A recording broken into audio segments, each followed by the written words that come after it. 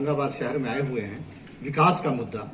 और विकास में स्वास्थ्य, शिक्षा, सुरक्षा, सड़क ऐसी कुछ चीज़ें हैं जो कि अभी भी काफ़ी कार्य करना बाकी है।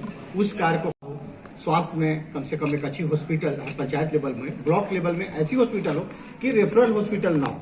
डिस्ट्रिक्ट में तो बात अलग है, यहाँ तो आज डिस्ट्रिक्ट लेवल में भी रेफरल हॉस्पिटल है। हम चाहेंगे हर ब्लॉक में स्वास्थ्य की, ये हमारी बुनियादी सुविधाएं हैं जो कि जनता को चाहिए, वो लेकर के हम आए हुए हैं। शिक्षा में भी प्राइमरी से लेकर के हायर एजुकेशन तक अभी भी बहुत कार्य करने बाकी है। कार्य हुए हैं, बहुत कार्य करने अभी बाकी है। जैसे कि मेडिकल कॉलेज अगर हमारे यहाँ हो तो उसमें स्वास्थ्य के लिए भी हमारे लिए अच्छा है, हॉस्पिटल का भी काम करेगा और पढ़ाई के लिए भी रहेगा।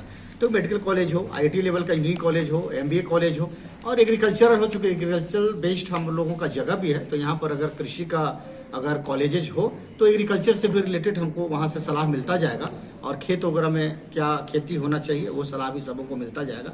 तो ऐसी सुझाएं शिक्षा को लेकर के है। सड़क आज भी बहुत सा गाँव में बहुत पतली सड़क है, 3.5 मीटर की सड़क, 3 मीटर की सड़क, 2 गाड़ियां आने के बाद एक गाड़ी को रोकना पड़ता है, या इमरजेंसी में अगर किसी को हॉस्पिटल भी जाना पड़े तो वो सड़क का भी कार्य अभी बाकी है।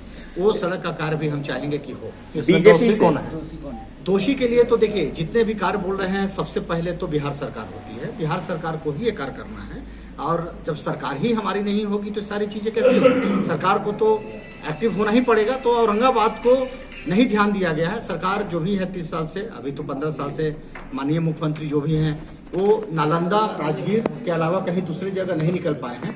तो हम चाहेंगे कि कम से कम औरंगाबाद पर भी ध्यान हो, और औरंगाबाद को बहुत आगे आना चाहिए। पहले तो एनडीए की गठबंधन की सरकार यहाँ चल रही थी बिहार में। जी। उस समय देखिए, जिस समय एनडीए की गठबंधन थी, आपको भी जानकारी है कि काफी चीजें हुआ था। उस समय के बाद काफी काम जो होना था वो रुक गया। एनडीए गठबंधन के साथ जो भी था कार्य करने की कोशिश की गई, और फुल फ्लेड मुख्यमंत्री हमारा नहीं होने के कारण थोड़ा सा अफेक्टेड तो होता ही है। फुल फ्लेड मुख्यमंत्री हमारा नहीं था, और आने वाला समय में अब अगर हमारा सरकार आता है तो उससे ही आशा रहेगी कि वो करेगी। बाकी इन सरकार का जो था वो तो दिख गया है कि क्या कर रहे हैं क्या नहीं।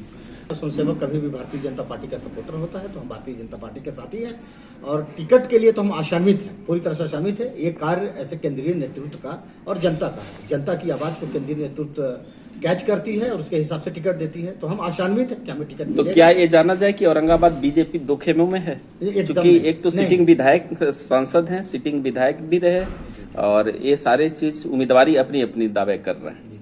देखिए, कभी भी 2 खेमे 3 खेमे में नहीं होती है। जिसको भी कमल मिलेगा वो सब लोग उसके साथ होंगे। मैं आप लोगों को दावे के साथ बोलता हूं, जिसको कमल मिलेगा उसके साथ है 101%। अगर भारतीय जनता पार्टी आपको उम्मीदवार नहीं घोषित करती तो क्या आप चुनाव लड़ना चाहेंगे?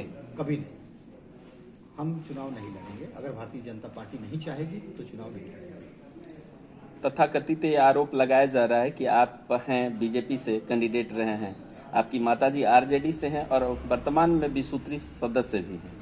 माताजी बहुत पहले से आरजेडी में हैं, कोई छुपाने की बात नहीं है। यहाँ की महिला मोर्चे की जिलाध्यक्ष भी रही हैं, और समय आने के बाद हमारे साथ हैं। उनका आशीर्वाद हमें प्राप्त है और वो हमारे साथ ही रहेंगे। तो इस स्थिति में घर में ही बगावत शुरू हो जाएगी? घर में बगावत नहीं बोल सकते हैं। 2 विचारधारा होती है। माताजी का विचारधारा रहा था आरजेडी की तरफ, लेकिन अभी हमारे साथ हैं और आने वाले समय में भी हमारे साथ ही रहेगी।